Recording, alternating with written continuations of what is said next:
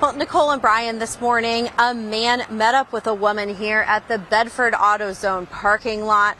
Now, police say at some point during this conversation, the man pulled a gun and shot the woman once in the chest, and then fled, leaving her to die. Now, we just received the 911 calls from this incident. They were much too graphic to share, but the woman's friend saw the whole thing happen. A parking lot, a heated argument, and then one gunshot that ended a 20-year-old woman's life in broad daylight. The cameras caught everything. The killer didn't run immediately. He walked into the store, told staff to call 911, then vanished. His name was Darien Hobley, and the woman he shot, his own girlfriend. But here's what nobody is talking about. He didn't get charged with murder. The gun was untraceable, and the judge handed down a sentence that left Riley's family speechless. If you think you know how this case ends, you don't. Stay with me, because the full story of Riley Jones is not what it seems, and every detail changes everything. Subscribe to this channel, like the video, and turn on notifications bell so you never miss any case. Share this. And don't go anywhere before we talk about what happened in that parking lot. Before we dissect courtroom decisions, legal loopholes, and a weapon that should never have existed, we need to talk about her. Because Riley wasn't a headline. She wasn't a case number. She was a daughter, a friend, a young black woman from Shaker Heights, Ohio, who woke up on August 4, 2025 with absolutely no idea it would be her final morning. 20 years old. Think about that. 20.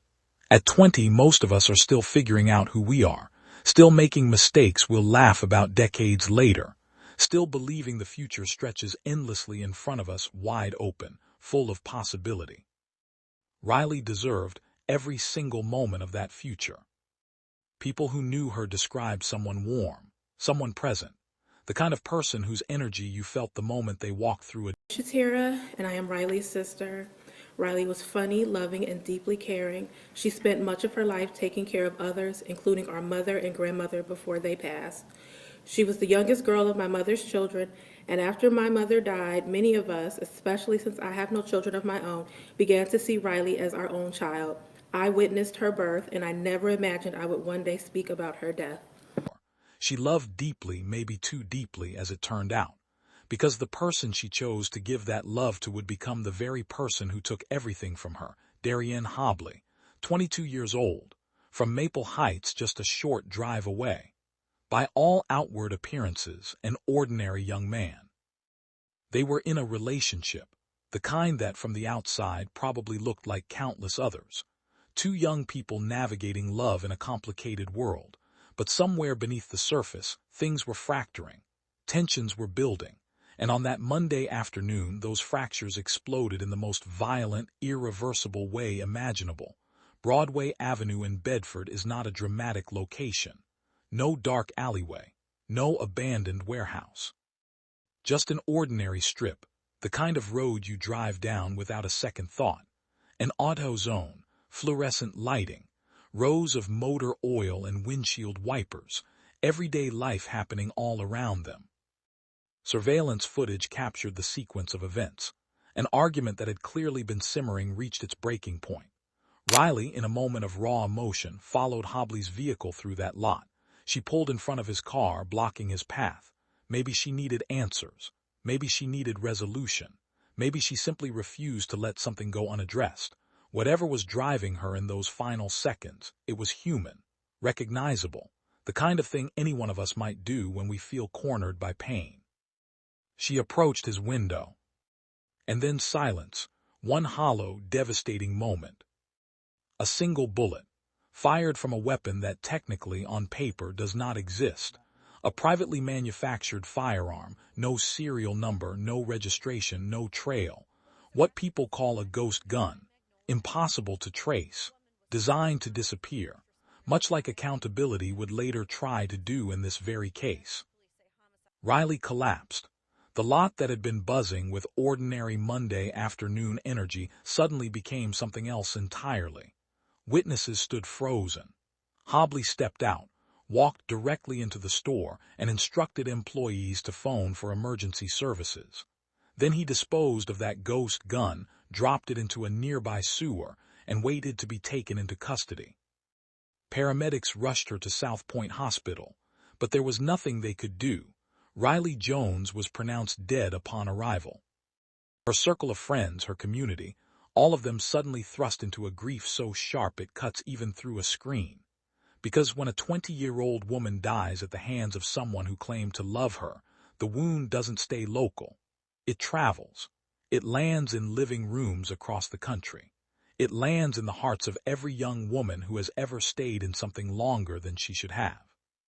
Every family member who quietly worried. Every friend who whispered, "I hope she's okay." Hobley was apprehended quickly. Charges were filed. And for a brief moment, it appeared justice might actually arrive swiftly and completely for Riley. But this is where the story takes a turn that will make your stomach drop.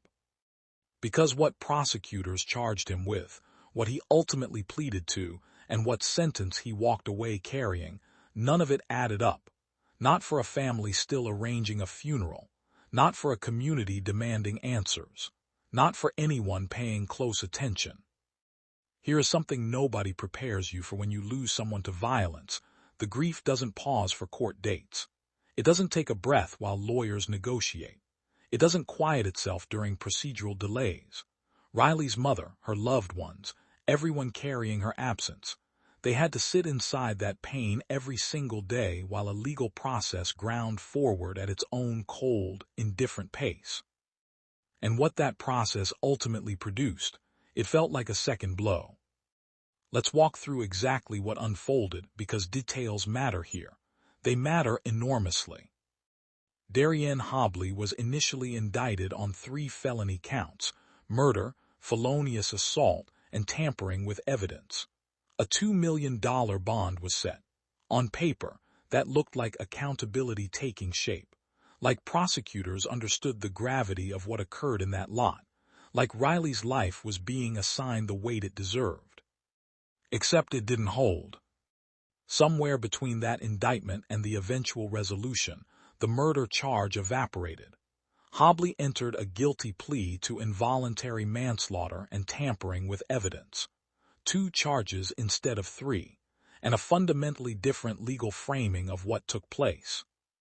Involuntary manslaughter. Sit with those 2 words for a moment. Involuntary implies accident. It implies something unplanned, unintentional, a terrible outcome nobody foresaw. But Darien Hobley was carrying a ghost gun. He raised it. He aimed it. He pulled the trigger. At what precise point does that sequence of deliberate physical actions qualify as involuntary? Prosecutors pointed to complications. Witness accounts diverged. Surveillance footage, while damning in its broad strokes, apparently left enough interpretive room for defense attorneys to construct a self-defense argument. Hobley maintained throughout that he felt threatened, that blocking his vehicle constituted a form of aggression, that pulling that trigger, in his assessment of the situation, was protection rather than punishment. The prosecution, weighing those evidentiary complications against the risk of a full trial, accepted the lesser plea. This is the part that shatters people, not because the legal reasoning is entirely incomprehensible. Seasoned attorneys will tell you plea agreements are standard practice, that uncertain evidence creates genuine trial risk, that sometimes a guaranteed conviction on a lesser charge outweighs gambling on a stronger one. The logic exists. It functions within a framework. But frameworks don't console grieving mothers. Frameworks don't answer the question echoing through Riley's community. Would this same calculation have been made if she had looked different? If her neighborhood carried a different zip code? If her relationship fit a different demographic profile? Organizations like the Black Femicide Prevention Coalition amplified exactly those questions. Because Riley's death didn't occur in isolation. It arrived alongside a devastating pattern: young black women killed by intimate partners, their cases quietly reduced, their names briefly trending before disappearing beneath the next urgent story. The coalition understood that every reduced charge, every softened sentence, every case that fades without sustained public pressure sends a message. It communicates whose grief warrants the full force of legal consequence and whose does not. February 24, 2026, Sentencing Day. Hobley stood before the judge. He spoke words that, depending on where you stood emotionally, either carried genuine remorse or rang unbearably hollow. "I deeply, wholeheartedly apologize," he said. "Causing her death so early breaks a piece of me every single day." 8 to 10.5 years. That was the determination.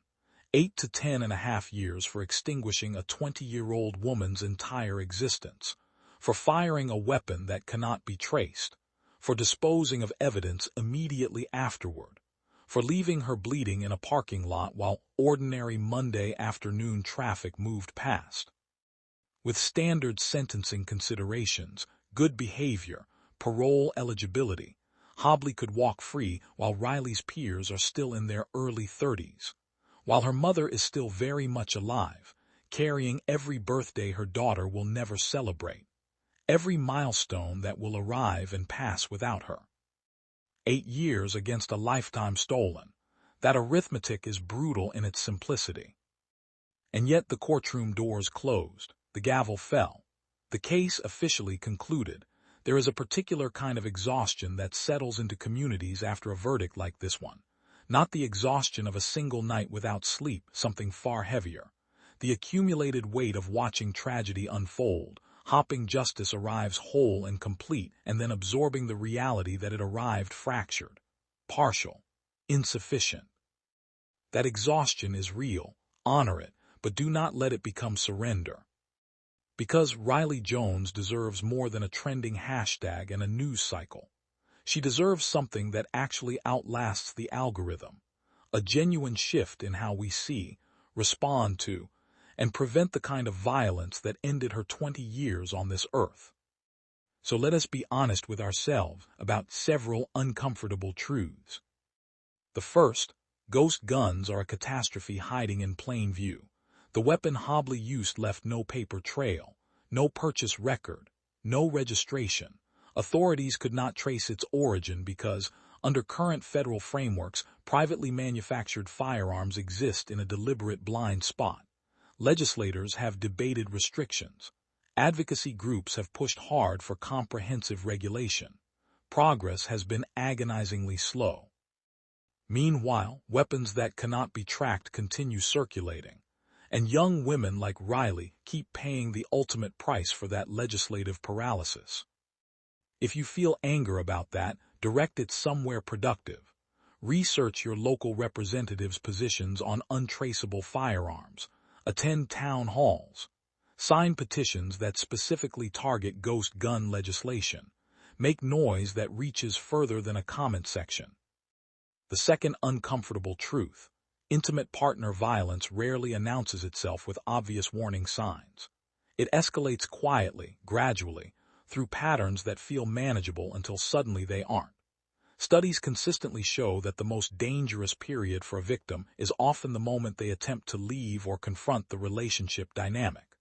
Riley, in those final minutes, was doing something deeply recognizable, seeking resolution, demanding acknowledgement, refusing to be dismissed. That impulse is not weakness, it is profoundly human, yet it placed her directly in harm's path. Which means the conversation we urgently need, inside households, universities, faith communities, everywhere young people gather, is about recognizing escalation before it reaches irreversibility, about creating environments where someone struggling inside a deteriorating relationship feels safe enough to reach toward an exit, about teaching everyone, regardless of gender, that control, possession, and volatility are not expressions of passion. They are precursors to catastrophe. The third truth is perhaps the sharpest. Black women in America are killed by intimate partners at rates significantly higher than any other demographic group. That is not opinion. That is documented, peer-reviewed, federally recorded data. And yet the public attention, prosecutorial intensity, and sustained media coverage afforded to those cases consistently falls short of what comparable tragedies involving other groups receive. The Black Femicide Prevention Coalition exists precisely because that disparity demands organized, sustained resistance. Supporting organizations actively working to document these losses, pressure prosecutors, and advocate for legislative reform is one of the most tangible things anyone watching this can do right now. Not eventually. Now. And then there is the matter of remembrance itself.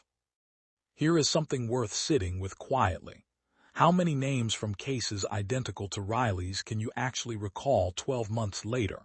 How many faces?